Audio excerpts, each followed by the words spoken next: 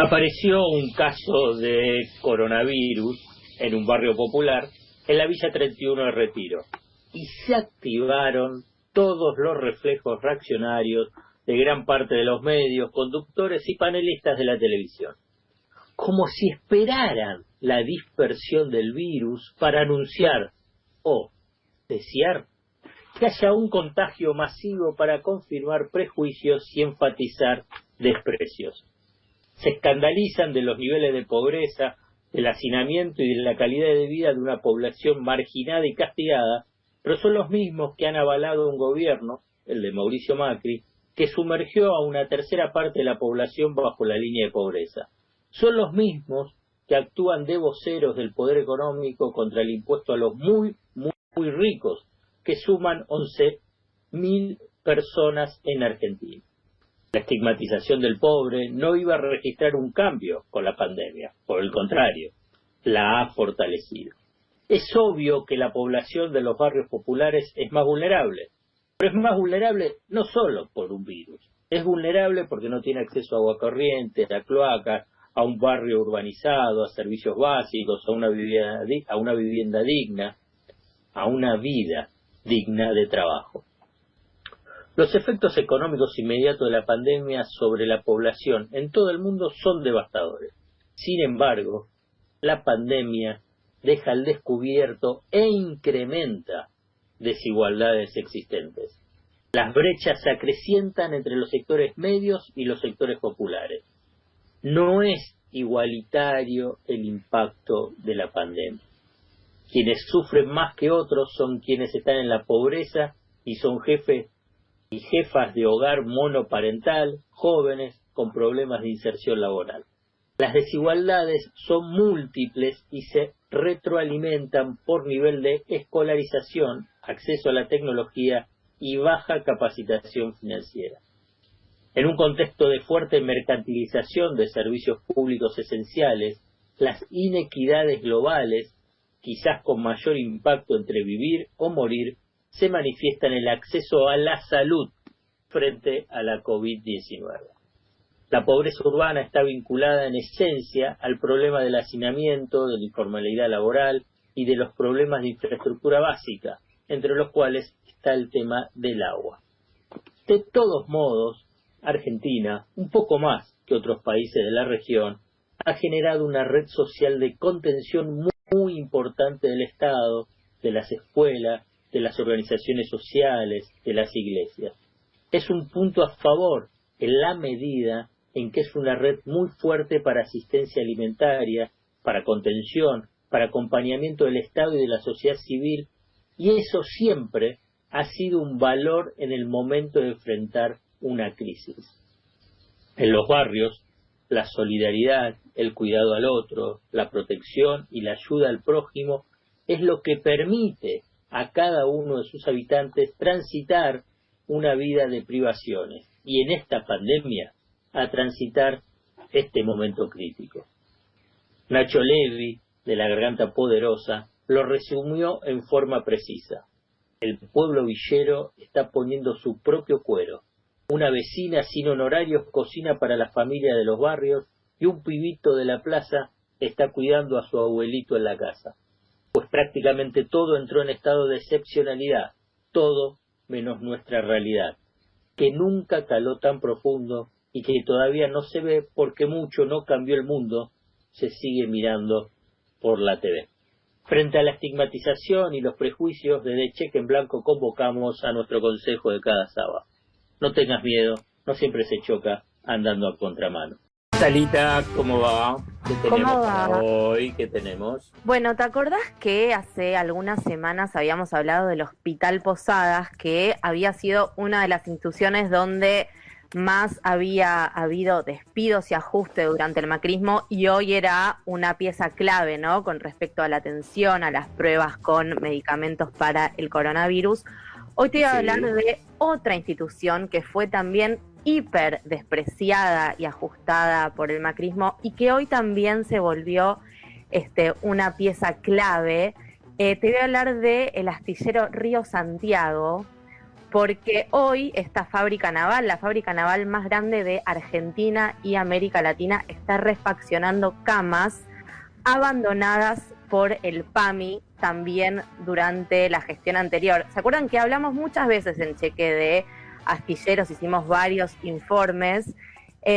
Para refrescarles un poquito la memoria, en septiembre del año pasado, hace nada, hace meses, Mauricio Macri, en un encuentro que mantuvo en Mar del Plata con la mesa de pesca entre empresarios y funcionarios, dijo que había que dinamitar el astillero Río Santiago, ¿te acordás? Dijo literalmente... Con esas palabras. Dijo que había que dinamitar el astillero Río Santiago, y hoy, como te decía, es este astillero tan emblemático, ahora vamos a hablar un poquito, es el que está refaccionando, ¿no? Estas camas, más de 160 camas ortopédicas que estaban en desuso, ¿no? Por el estado de abandono, como vimos que se encontraron medicamentos, bueno, unidades hospitalarias, un montón de cosas en abandono, también camas en abandono, que hoy son los trabajadores de este emblemático astillero los que están poniendo manos a la obra para refaccionarlas. Vamos a escuchar a Martín, que es uno de los trabajadores. Hay poquitos trabajadores que están trabajando, un grupo muy reducido, pero que nos cuente un poco cómo está haciendo esta tarea. Mi nombre es Diego Martín Echeverri, soy trabajador de Astillero de Santiago en el sector chapa fina. Hace 23 años que trabajo en la empresa y quería contarles que hace aproximadamente 23-24 días nos convocaron a hacer reparaciones de cama que PAMI tenía arrumbadas para poder distribuirlas en todo el país. Nos fuimos preguntando quién quería colaborar y tuvimos la suerte de que varios compañeros se pusieron al hombro el trabajo y hoy estamos cumpliendo ese objetivo. Nos trajeron 2 tandas de camas para reparar, le estamos arreglando las cabeceras, le estamos arreglando el mecanismo ortopédico, uniéndolas, reemplazando partes oxidadas o en mal estado, tratando de hacerlas operativas, y hoy en día tenemos 160 entregadas y otro tanto por entregar. En total nos dijeron que son 500, estamos esperando ahora que nos llamen para ir a buscarlas. Sé que están en el urbano, dentro de la provincia, que quiera buscarlas y las traen, y nosotros tenemos el agrado de poder colaborar. Para mí es un orgullo trabajar y colaborar con este sufrimiento que tiene el argentino hoy en día, y de alguna u otra manera con mis compañeros aportar un pequeño granito de arena a este problema. Es orgullo, como cuando fue la construcción de las cruces de la Basílica de Luján, o trabajar en el Estadio Ciudad de la Plata, o en algunos puentes que hemos hecho para nuestra república, y hoy en día estamos colaborando para la salud y eso es muy bueno. Bueno, ahí teníamos a Diego Martín, este trabajador, y la verdad es que a mí siempre me gusta como decir que conocer un poco la historia del astillero es un poco trazar, ¿no?, la historia de la Argentina de la década del 50 para acá, ¿no? Porque el astillero se construye en el 53, obviamente en el gobierno de Perón, con un objetivo estratégico, ¿no? El primer barco que construye es para YPF.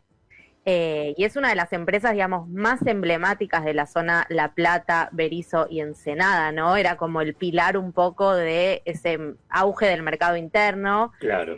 Después en los 70, bueno, sufre las consecuencias del golpe porque hay un grupo bastante grande de desaparecidos del astillero. De hecho, la semana pasada, ¿se acuerdan que hablábamos de hijos? Y hablábamos con Lucía, cuya madre es una de las desaparecidas del astillero. En los 90, ¿no?, también es víctima del neoliberalismo, estuvo paralizado, también hubo despidos, pero siempre los trabajadores, ¿no?, resistiendo. En el 2003, digamos, durante esos 10 años vuelve a resurgir, ¿no?, el laburo en el astillero, vuelve a rearmarse. Durante el macrismo, como vimos durante los años pasados, también fue otra vez cuna de resistencia, de ajuste, y hoy estos más de 3.000 trabajadores vuelven a estar a la altura de las circunstancias, resistiendo y ahora ayudando, ¿no?, en esta pandemia con la reparación de camas. Seguramente van a tener otras labores de a poco, me contaban que seguramente van a participar también de armar en lugares baldíos otras unidades médicas, etcétera. Entonces nada, me parece interesante que así como celebramos a los médicos, ¿no?, a los enfermeros, a los docentes, a todos los que están haciendo estas tareas esenciales, también sumemos a los trabajadores y trabajadoras del astillero Río Santiago, que están una vez más a la altura de las circunstancias. Así es, Tali Goldman, cheque en blanco. No extrañaba que haya una columna del dólar. Vamos a hablar del dólar porque eso es lo que durante esta semana generó un poquito de tensión, para decir de una forma, un poquito de tensión en el mercado financiero. Y me parece importante, digamos, contextualizar qué es lo que ha pasado con el dólar. Porque la verdad tiene un aspecto político, un aspecto vinculado con gestión y relacionado al Banco Central, y otro tiene que ver con una situación, si querés, mediática, también política. Punto uno con el tema político. Fíjese que el dólar, y fundamentalmente el dólar blue, el dólar marginal, no tanto el dólar contado con liqui y dólar MEP, que ese es el dólar vinculado a operaciones bursátiles, estaba planchadísimo.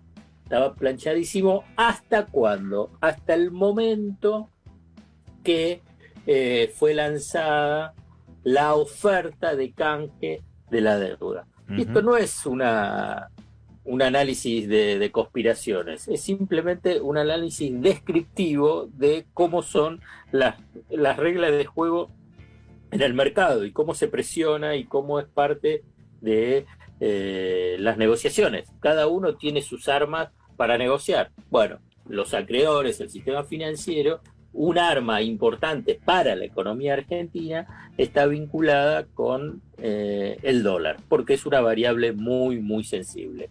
Y en esa variable muy, muy sensible, el dólar blue, el dólar marginal, trepó hasta 120 pesos. ¿Hubo muchos negocios que se hicieron, muchas transacciones que se hicieron a ese valor? No.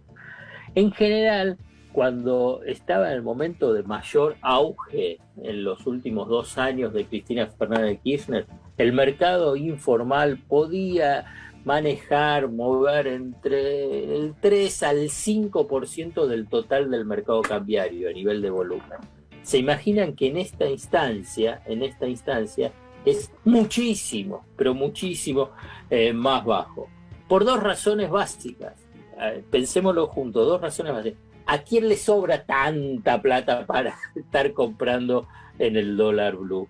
Y segundo, que se interrumpió un poquito el flujo tradicional de cómo se mueven las cuevas.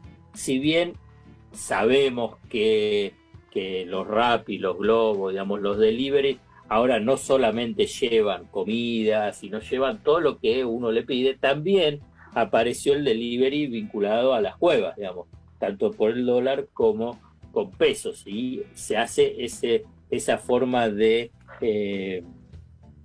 circulación marginal.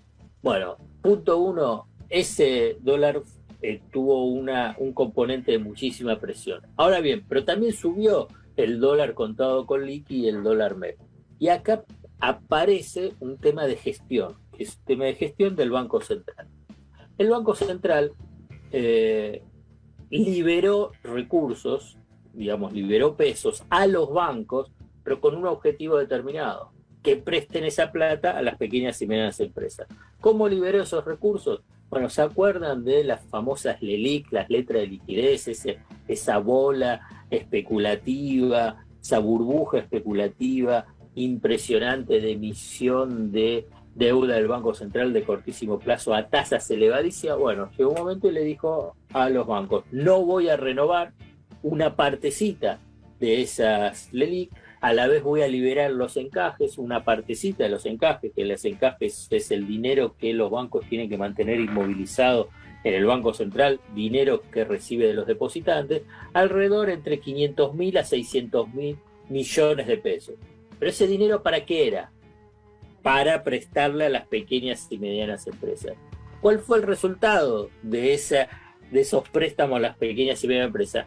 Que poco y lento fue el proceso de dar crédito a las pymes. ¿Y a dónde quedó la plata? La plata la tenían los bancos, y los bancos con plata que iban a decir, no, lo vamos a dejar a tasa cero. Entonces empezó un poquito al juego del dólar contado con liqui y el dólar MEP. Por eso después salieron, y corriendo de atrás, el Banco Central, la Comisión Nacional de Valores, a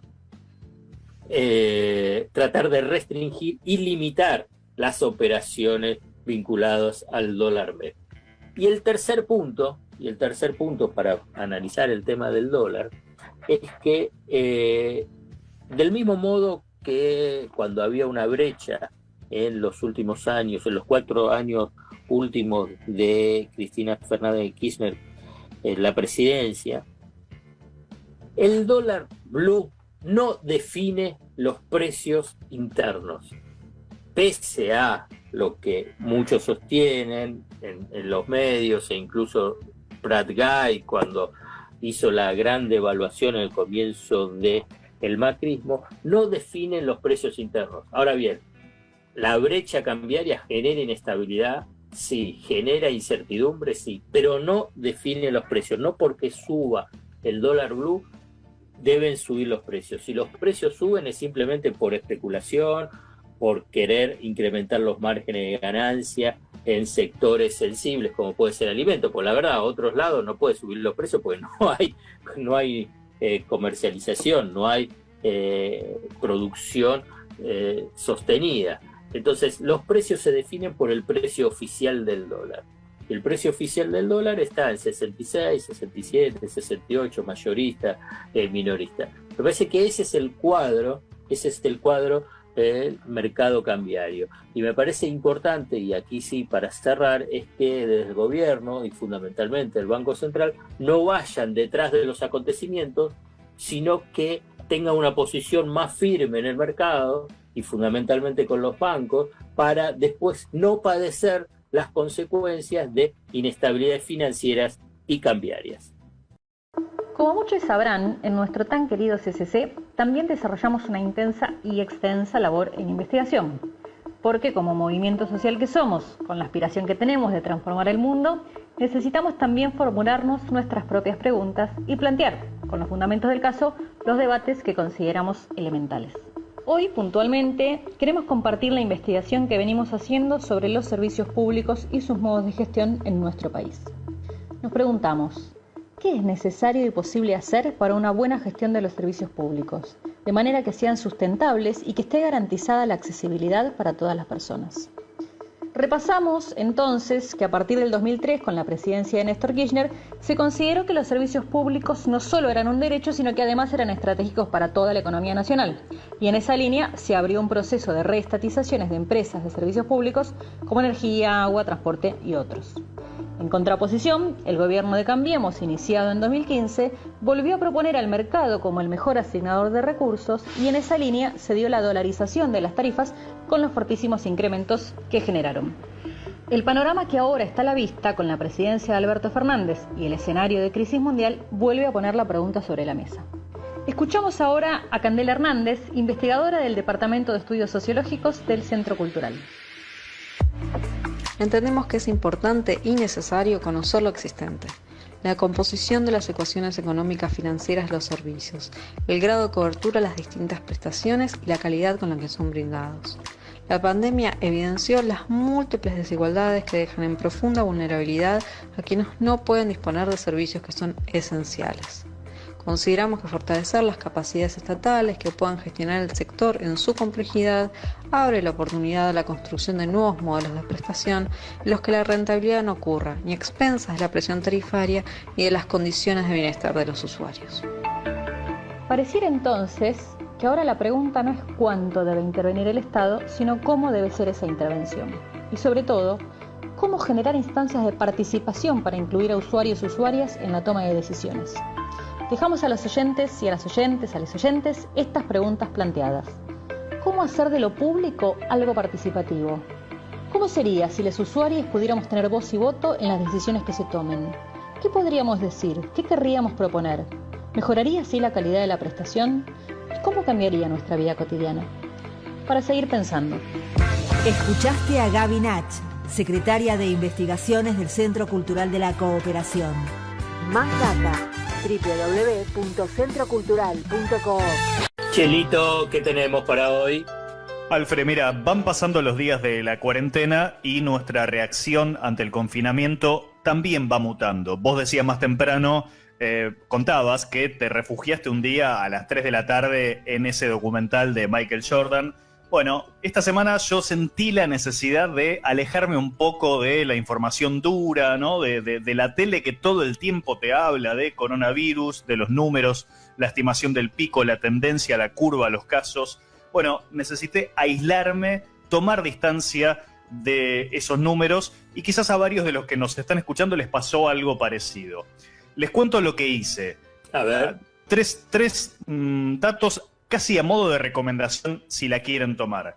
Me metí en una serie, me devoré en 2 días las 2 temporadas de Vivir sin Permiso, la historia de Nemo Bandeira, una serie española, un empresario muy poderoso de Galicia que hizo su fortuna a través del comercio ilegal, el contrabando y el narcotráfico, y de pronto debe hacerse a un costado porque le diagnostican una enfermedad. Hay además una historia de amor ahí detrás, una historia de una hija extramatrimonial, traiciones, venganzas. Bueno, la serie se llama Vivir sin Permiso, está en Netflix. En esa necesidad de correrme de la coyuntura también empecé a discriminar el consumo en las redes sociales y presté mayor atención a algunas cuentas en particular, entre ellas la del escritor Juan Solá.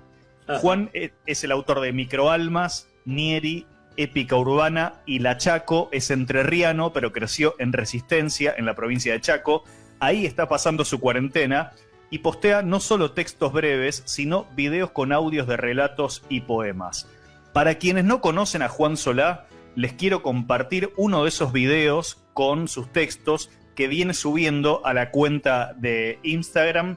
En este caso el que vamos a escuchar, y les pido que presten atención al texto, que se metan por un minutito en esta historia que cuenta Juan en el medio de la cuarentena, en este texto que se llama ¿Cómo salva el arte? A lo mejor la angustia no tiene nada que ver con la prohibición de salir, sino con la certeza de que nada sucede allá afuera.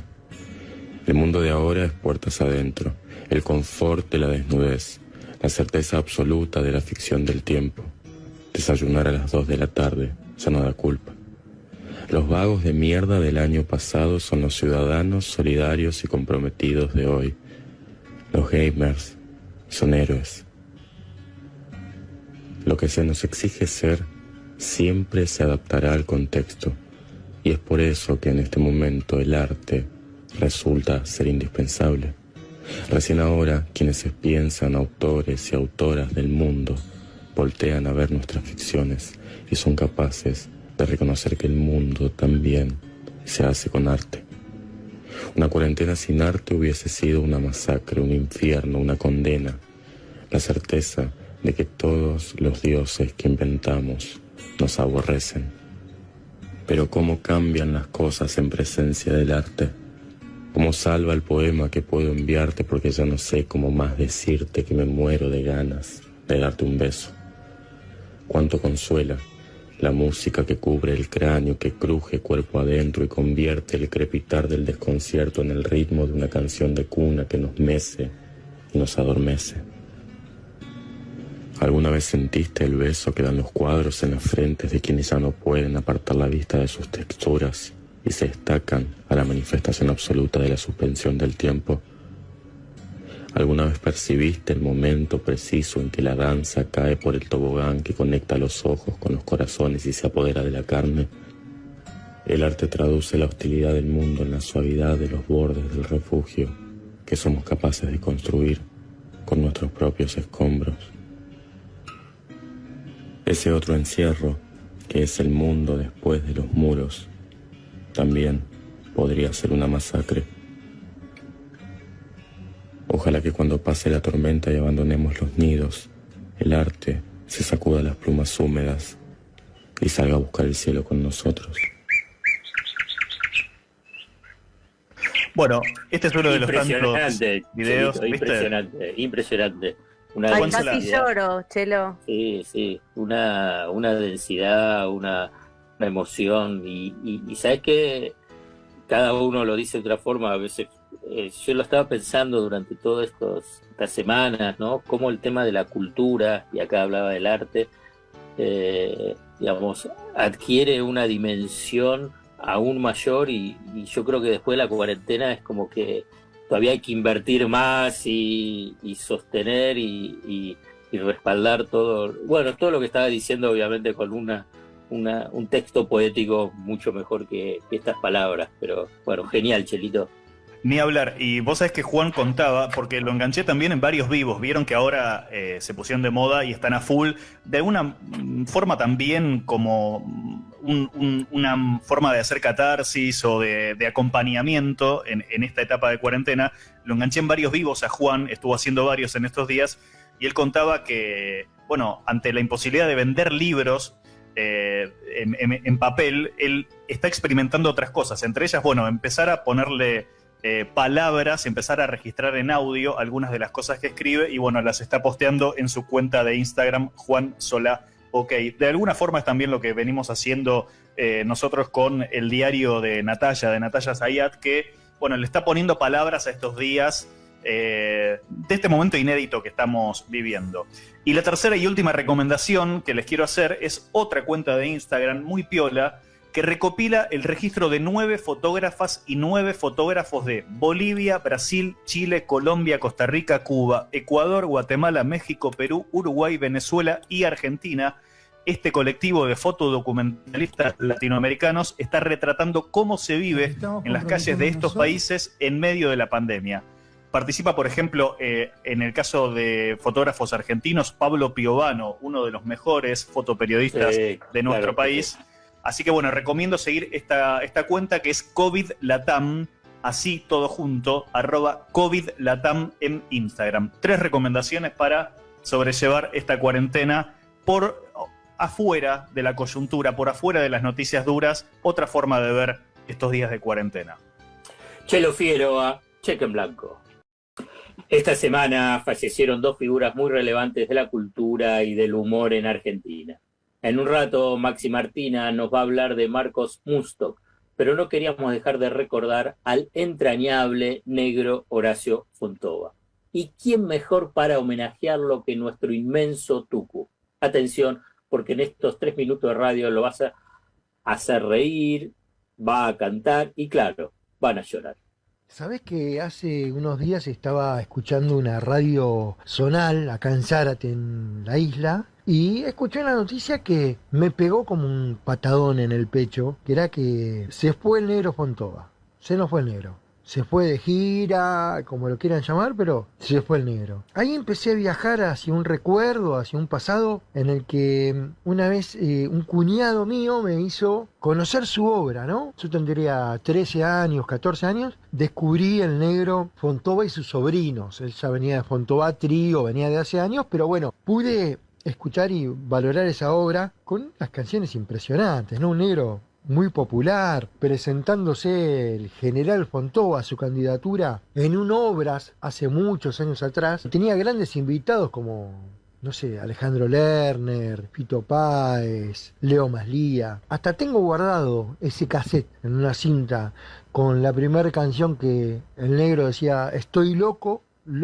y hago lo que puedo. O otra canción que decía: todo está colocado, todo en cada lugar sagrado, solo falta que algún tarado lo venga a desarreglar. Pareciera como que el negro habría visto el futuro y en un 2015 pasó algo, una elección, no sé. Pero bueno, después escuchaba otras canciones como que las conocí a través de la voz de Sandra Mianovich, como me contaron que bajo el asfalto existe un mundo distinto con gente que nunca vio el sol, y era una canción del negro Fontova también. Y en ese Fontova, en Obras, que era Fontova presidente, la gran marcha del general Fontova, que decía: bizcochito de grasa y yerba pa' tu mami, puchero para el pami, le vamos a regalar, vamos a armar un bailongo en la plaza Congreso, toneladas de queso y salame pa' picar, se siente Fontova presidente. Increíble lo que el negro generaba Más tarde llegó Colón y su hijo Cristobalito,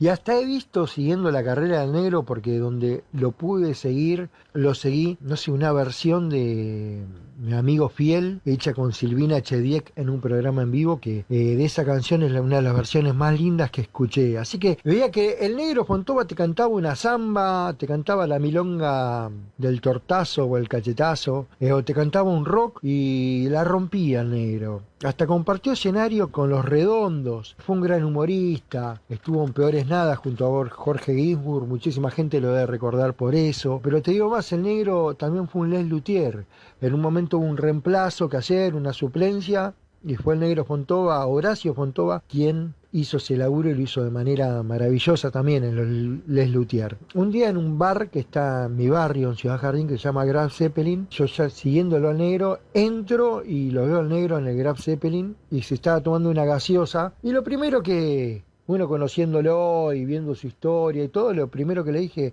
fue, ¿qué haces, negro, tomando una gaseosa cola? Y me dijo, no, tengo que tomar esto porque mi última recaída fue de varios litros y muy dolorosa. Eso fue lo que él contaba en aquel momento. Pasó el tiempo, fuimos a cubrir una nota con mi hermano de la vida, Julio Leiva, hacíamos coberturas de actos de política y un día lo encontramos al negro detrás del escenario. Me acuerdo, le pude dar un abrazo y bueno, contarle toda mi admiración hacia él. La verdad que ojalá que algún día se valore a este negro hermoso como hay que valorarlo y todo su arte, porque la verdad que dejó una obra infinita y hermosa. Se fue en el medio de una cuarentena el negro, se fue en voz baja. Aguante negro, aguante Horacio, aguante el negro Fontova.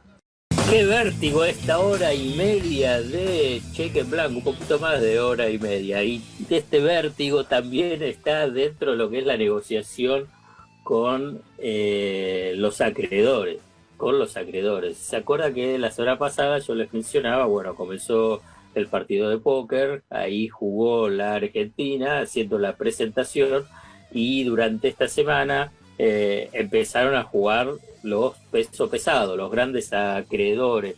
Cuando yo te digo los grandes acreedores, ya en la columna anterior te mencioné una primera jugadita, porque no es que solamente es uno solo el que pone las cartas en la mesa, sino que la Argentina tiene que enfrentarse con varios.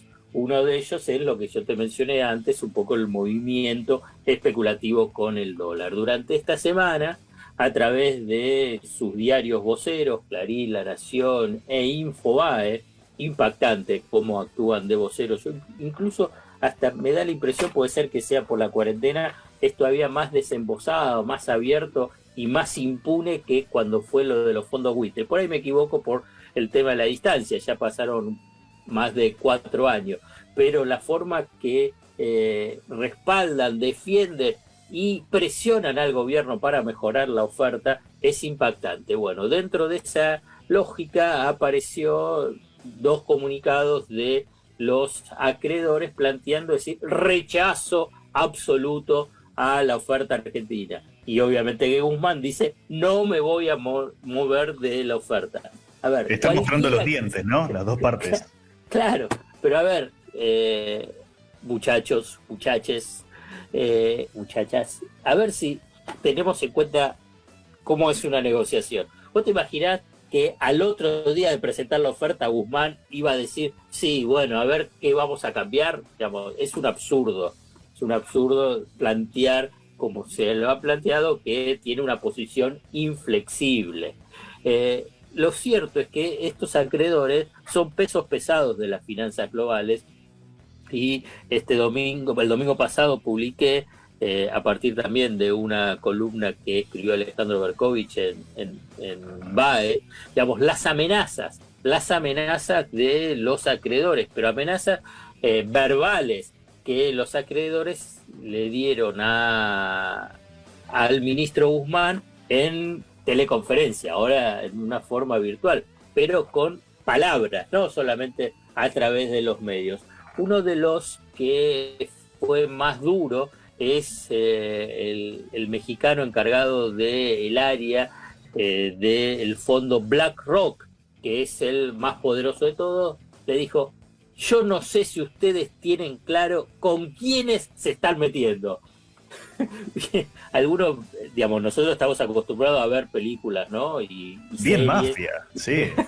Exactamente, exactamente, Chelito, exactamente, es así. Parece que es bien de mafia, es decir, no sabes con quién te estás metiendo. Y después otro tipo de amenaza. Bueno, este es el juego que se abre en términos políticos y en términos económicos y financieros. Pero lo cierto es que la Argentina no tiene capacidad de pago. Esto es un punto central y lo voy a reiterar una y otra vez a partir de el endeudamiento irresponsable, vertiginoso, irresponsable, como te decía, del gobierno de Mauricio Macri, que llevó a una situación de la deuda en una forma que es impagable, a lo que se suma 2 años de recesión del gobierno de Macri, que se agudiza todo a partir de la crisis económica provocada por la pandemia coronavirus. Te doy un datito que yo creo que en un momento también ya lo reiteré, pero para que tengan idea de la dimensión de algo que es impagable, salvo que generes una catástrofe aún mayor de la economía, es que los intereses de la deuda, solo los intereses de la deuda, para pagar los intereses de la deuda, de esta deuda que está en default virtual, el total de pago de intereses sube casi al 20% de los ingresos. El 20% del total de los ingresos del Estado tendría que derivarse a pagar intereses de la deuda, lo que hace inviable la posibilidad del funcionamiento del Estado. Entonces, esto es un punto central para tratar de entender y eludir las trampas que van poniendo los acreedores. Tienen tiempo hasta el 8 de mayo, inicialmente hasta el 8 de mayo, para aceptar la oferta. Durante esta semana el gobierno no pagó los intereses de bonos en dólares de legislación extranjera que están en el proceso de canje, lo que le da un plazo hasta el 22 de mayo para poder pagarlo, porque hay un periodo de gracia de 30 días. Pero lo cierto es que ahí ni Guzmán acelera los tiempos y dice, bueno, tienen tiempo hasta el 8 de mayo para aceptar y después se verá. Después se verá cómo es el proceso. Yo creo que ahí va a haber diferencias, es simplemente una suposición entre los diferentes fondos acreedores. No da la impresión por ahora, puedo equivocarme, que haya un grupo monolítico que no acepte la oferta. Más Alfredo, aún, una preguntita teniendo que ver con esto. ¿Qué porcentaje tiene que estar de acuerdo o no para que se llegue al acuerdo, digamos? ¿Cuántos acreedores tienen que acordar? Hay diferencias por los diferentes bonos, pero en términos globales es el 66% de los acreedores, aunque en algunos bonos puede ser el 51 y en otros el 85, pero en términos centrales, digamos, para no confundir, el 66%. Ahora, hay una sectores que pueden consulta. bloquearlo. Sí, Julito. ¿Cuál es el éxito? Digo, llegar a que acepte y ya poder poner en marcha esta reestructuración, o digo, tienen un porcentaje al que apuntan. No, apuntan a esto, a ese porcentaje que permita que, porque si acepta ese porcentaje, todo el resto se acepta por default, o sea, no por default, se acepta forma automática, o sea que no pueden ir a hacer el juicio contra la Argentina como hicieron los fondos buitres. Esta cláusula nace precisamente en el 2015, a fines del 2015, y después los nuevos bonos que se emitieron incluyeron esta cláusula en función a la triste y traumática experiencia argentina. Fíjate que Argentina tuvo aceptación con el canje 2005-2010 del 92,4%, pero igual siguió el juicio. Si hubiese estado estas cláusulas de estos bonos, y que ahora está y los expone la oferta de Guzmán, de estos nuevos bonos, todos los que se emitieron durante el macrismo, no hubiese existido el default anterior, el juicio anterior, el Griesa, ni ni Paul Singer, ni todos los buitres. Entonces, por eso es tan importante llegar a ese número mágico del 66% en términos globales del grupo de bonos y evitar a los buitres. Esto es clave en la negociación. Y obviamente que te da un poquito más de margen de lo que fue la negociación pasada. Y para cerrar, y esto es el punto que también quiero destacar, la Argentina, y ya también lo había mencionado la semana pasada, pero ahora se reafirma con más apoyos externos que tiene la posición argentina. Antes, la semana pasada, les decía el del Fondo Monetario Internacional, el Grupo de los 20. En esta semana se sumó la CEPAL y la UNCTAD, que es un organismo de las Naciones Unidas, apoyando la posición argentina en la negociación con los acreedores. A ver, Julito, ¿qué tenemos? Vamos a hablar un poco de lo que ocurrió en Devoto en el día de ayer, pero para llegar a Devoto hay que arrancar por Florencio Varela, donde se detectó el primer caso de coronavirus padecido por una persona detenida en la unidad 42 de Florencio Varela. Ahí, ¿cómo fue el tema del contagio? Era una persona que tenía que salir al hospital a hacer un tratamiento, se contagió en el hospital y cuando ingresó el virus al penal 42 de Florencio Varela. Eso hizo que lo externaran y que comenzara una especie también de motín en Florencio Varela, donde hubo un enfrentamiento, donde asesinaron con balas de plomo a uno de los internos, a Federico Rey, de 30 años, que murió el miércoles en la unidad penitenciaria, donde se habló en un momento de que fue una pelea entre presos, pero después la autopsia pudo determinar que no, que fue asesinado por guardias del servicio penitenciario.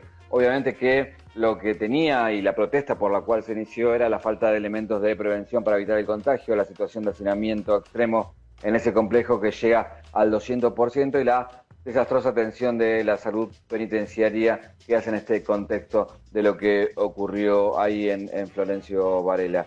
Otro antecedente previo a Devoto tiene que ver con un fallo de la Sala 2 de la Cámara Federal de Casación Penal que planteó la necesidad de despoblar las cárceles liberando la mayor cantidad de privados de la libertad antes que el COVID-19 cause una masacre, al dictaminar en favor de la detención domiciliaria de una mujer trans.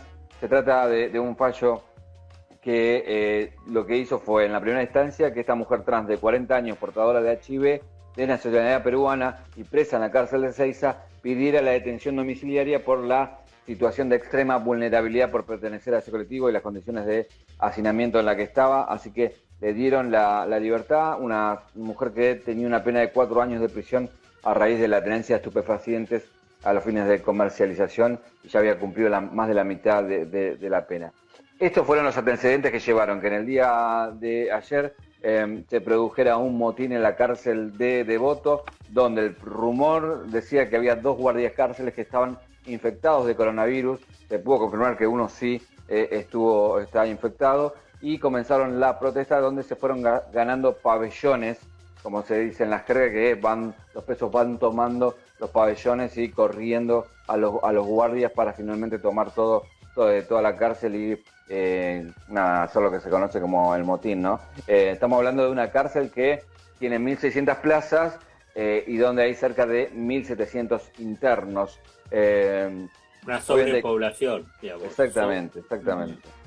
Obviamente lo que pedían es básicamente lo que se está pidiendo no solamente en Devoto, sino en muchas otras cárceles donde por ahí no se llega a motín, pero sí a una huelga de hambre pacífica que tiene que ver con las medidas de higiene, el hacinamiento, la prisión domiciliaria para aquellos que les falta poco y ya tienen que salir, para que se acelere eso. Y bueno, hubo en el día de ayer enfrentamientos entre los guardias del servicio penitenciario y los presos que fueron tomando los pabellones y que después comenzaron a negociar, casi en una escena de película. Estuvieron en el día de ayer a las 17 horas el secretario de Justicia Juan Martín Mena, Andrea Casamento, que es la abogada en representación de los presos, más Claudia Cesaroni y más la gente del servicio penitenciario federal, en la capilla donde avanzaron hacia un principio de acuerdo que esta mañana están continuando el diálogo, donde lo que plantean básicamente es que no haya represalia contra los presos que iniciaron este motín, que se pueda ver pabellón por pabellón, arreglar donde haya quedado algo roto, y si hay algo que se tiene que cerrar para arreglar, que pasen al gimnasio los internos del pabellón específico que se tenga que arreglar. Y bueno, y obviamente la aceleración de las prisiones domiciliarias de aquellos que estén próximos a salir. Básicamente eso es lo que fue pasando en estos días en los servicios penitenciarios, ¿no?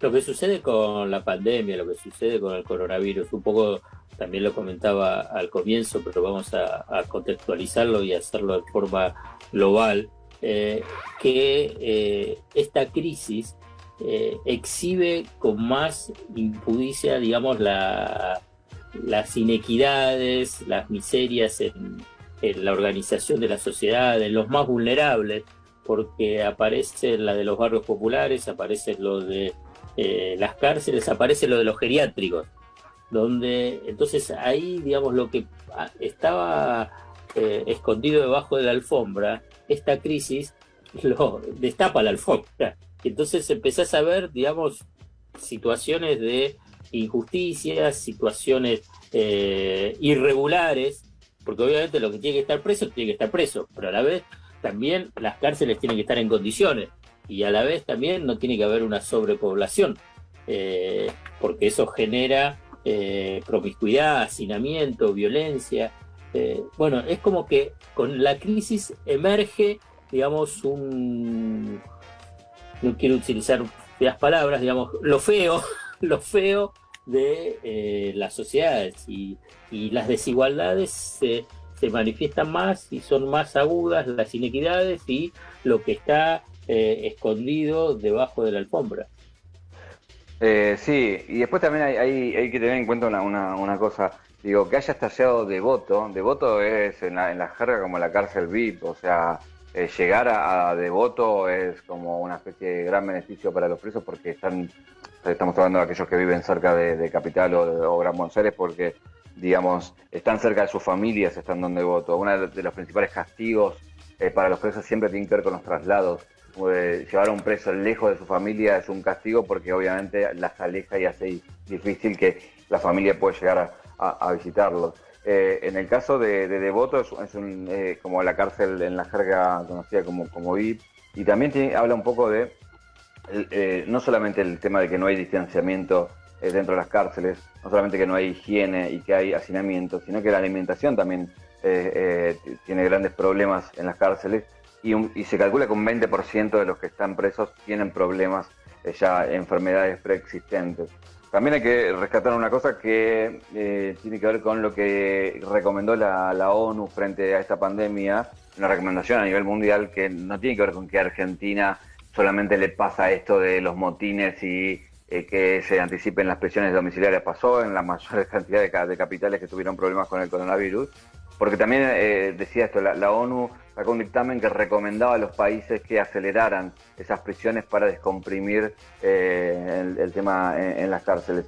Y en ese caso hay un dato para tener en cuenta, que en lo que tiene que ver con la provincia de Buenos Aires, cerca de 3.500 presos están en esa condición de los 51.000 que hay en total, y en lo que es el listado de las prisiones federales, cerca de 1.300 presos están en esa condición de los 30.000 encarcelados que hay. Pero bueno, obviamente, en el día de ayer era ver la televisión diciendo que iban a liberar a todo el mundo y que iba a ser un show con eso, y era tremendo todas las cosas que uno escuchaba, ¿no? Ahí es. Julito Leiva, cheque en blanco. Vamos a hablar de lo que fue algo inédito con el tema del petróleo. Pero como tenemos un poquito, algunos minutitos más, con el permiso de Maxi Díaz, que se lo digo al aire, pero que me lo va a dar, quiero hacer un previo, un prólogo, pero que no está vinculado con la economía, y por ahí algunos de ustedes también me pueden ayudar, porque estoy leyendo la tapa de papel de Clarín. Y la tapa de papel de Clarín, ¿vieron cuando aparecen diferentes debates, discusiones, cómo la distribución del ingreso, cómo los sectores del establishment o del poder defienden sus privilegios, cómo influyen en la construcción de sentido precisamente para que sectores para que sectores medios vayan en contra de sus propios intereses. Bueno, lean la tapa de Clarín. El título principal dice: la Corte rechazó por unanimidad el planteo de Cristina Kirchner. En la volanta, o sea, lo de arriba que te introduce, dice: freno judicial para el proyecto del impuesto a la riqueza. Y este es el punto central. No hay ningún freno judicial para el proyecto del impuesto a la riqueza, digo, para aclararlo, para que no avance en la confusión. Pero además, no hubo un rechazo unánime. Digamos, lo que dijo la Corte, 4-1, es decir, bueno, si el Senado analiza su reglamento y puede sesionar, que sesione. O sea, no hay ningún problema.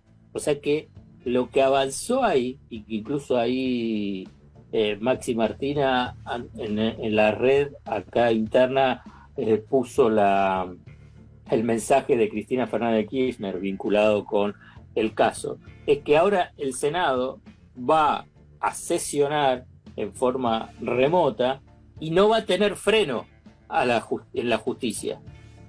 ¿Por qué? Porque la Corte le dijo: señores, ustedes son libres para sesionar de la forma que mejor les parezca en esta situación. Cosa que precisamente esta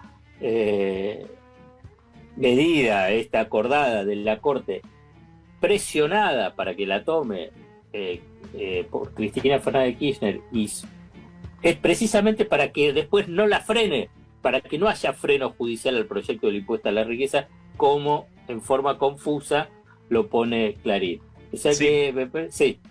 No, básicamente, Alfred, para que no haya planteos de inconstitucionalidad, que era algo que podía llegar a pasar. Bueno, ahora con este fallo ya se libera ese camino, pero es cierto, es muy impresionante lo que vos estás contando, porque la Corte nunca trató el impuesto a la riqueza, no lo trató siquiera el Congreso. ¿Cómo lo va a tratar la Corte Suprema? O sea, no trató eso. Ese no fue el tema de fondo de la Corte Suprema, y es lo que plantea hoy Clarín en tapa. Es, la verdad, muy impresionante. Sí, habrá que guardarlo realmente para clases de periodismo, porque es muy impresionante. O sea, es directamente una mentira. O sea, lisa y llanamente. Ni siquiera, lo que decía Chelo, ni siquiera la Corte dio como algún atisbo de no sé, de interpretación. Es como, no tiene nada que ver lo que está diciendo la tapa de Clarín. Pero lo importante es por qué lo hace. A esto voy con respecto a el tema de la tensión que existe cuando se habla de distribución de la riqueza en Argentina. El impuesto a la riqueza va a alcanzar a 11.000 personas, nada más. 11.000 personas. 11.000 personas multimillonarias. Entre ellas, ¿quiénes? Los dueños de Clarín. Pero además es un porcentaje muy ínfimo lo que se le saca. No es que tampoco se le saca el 50%, ¿no? Estamos hablando de 1%, 2%, ¿no? El 1%. O sea, el 1%, pero no, el 1% de lo que tienes declarado, digamos. Claro. Entonces, e incluso, fíjate que por presión de Clarín también seguramente el Foro de Convergencia Empresaria, que reúne a todo el establishment, ayer también sacó un comunicado rechazando la posibilidad del impuesto a la riqueza. Que a todo esto también, para que se sepa, no es que se debate solo en Argentina, no es que hay un gobierno o un sector de la alianza de gobierno desvariada que decide, avancemos sobre los ricos. Esto es un debate que recorre Europa, que recorre también en Estados Unidos. ¿Y saben quién lo impulsa en Estados Unidos? Los multimillonarios, los 1.000 millonarios. En realidad, donde dicen que ellos tienen que hacer un aporte. Por ejemplo, Bill Gates, que tienen que pagar más impuestos.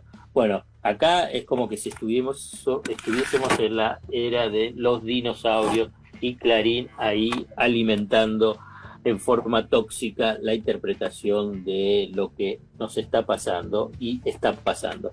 Pero yo les mencioné al comienzo que voy a hablar también sobre el tema del petróleo, porque me parece algo interesantísimo lo que pasó esta semana. Más allá de que el precio fue negativo, a ver si entienden, petróleo, precio negativo, ¿qué es lo que significa? Hubo guerras, y guerras terribles, precisamente para tener influencia y acceso a áreas del petróleo. Digamos, la más reciente fue el desastre de lo que pasó en Libia. Y obviamente tener el acceso a las fuentes energéticas y el tema del petróleo es fundamental para el funcionamiento del capitalismo y por eso también para la definición de hegemonía económica y de potencia económica. Por eso Estados Unidos, siempre muy preocupado, además de preservar sus reservas petrolíferas, avanzar sobre áreas donde está el petróleo. Medio Oriente, por eso también las tensiones con Irán. Antes te mencioné también el caso de Libia, la capacidad de influencia, de lobby, de presión que tienen las petroleras a nivel de cómo ingresan en las economías, obviamente también apoyadas, respaldadas diplomáticamente por la fuerza y por presión económica por Estados Unidos y las otras potencias, Gran Bretaña o Alemania y Francia, que también tienen una incidencia importante vinculada con el negocio petrolero. Pero acá, ¿qué es lo que pasó? Siempre se dice, el petróleo es, obvio, el combustible del funcionamiento del capitalismo, el funcionamiento de la economía. ¿Por qué? Porque necesitas la energía, por eso es tan estratégico. Pero ¿qué sucede cuando la economía se para en forma abrupta y genera colapso a partir de una pandemia, la del coronavirus, donde la industria deja de funcionar, donde el transporte pasa a niveles mínimos, donde se frenan los vuelos, o sea, de las líneas aéreas? Entonces, el petróleo no es tan relevante, o no es tan necesario, mejor dicho, y por consiguiente empieza a sobrar. Antes, cuando vos pensás que el petróleo es estratégico y es un bien escaso, te empieza a sobrar. ¿Por qué? Porque está parado el mundo en forma bien extrema. Entonces, al empezar a sobrar, no hay dónde almacenarlo, porque el petróleo va saliendo, ¿vale? Hay, pero decenas, miles de barcos que están en alta mar cargados con petróleo, porque tienen reservas, y también hay reservas en territorios.